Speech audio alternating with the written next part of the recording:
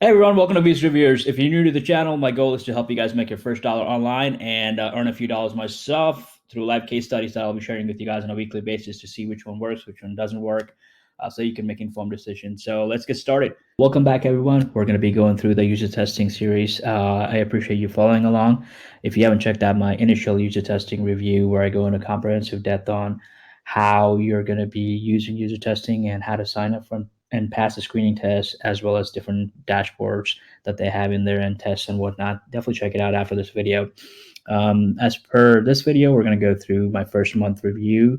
Not much has changed since my initial review. We're going to run through earnings, payments, and stats. Initially, for first month, my strategy was to use only their mobile app, so it would be quicker, and I could also get a estimated calculation on how much time I need to spend and how much I can make and whatnot. So we're going to run through the earnings and payment proof first, and then go through the monthly stats. Let's get started. Hey, what's up, everybody? Today we're going to be looking at my user testing earnings and payment proof. First, we're going to go to our user testing app on my phone, take a look at a number of tests we've done so far. As you can see, I've done 8 tests, got paid 70 so far. And let me go to my PayPal now.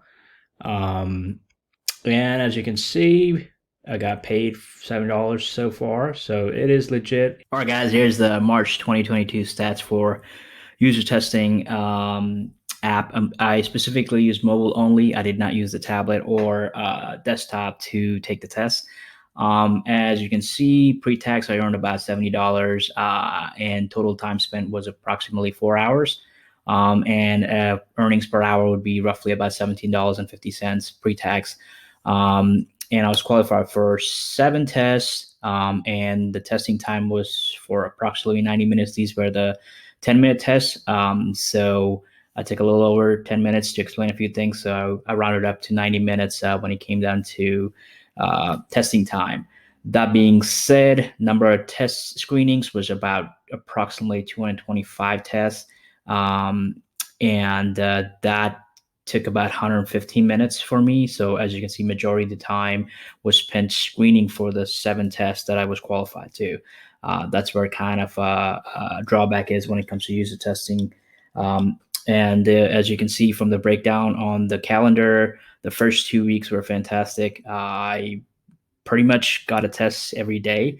And these were my strategy for here was to basically get on the app 10 to 15 minutes a day right before I sleep, and see if I can qualify for as many tests as I can.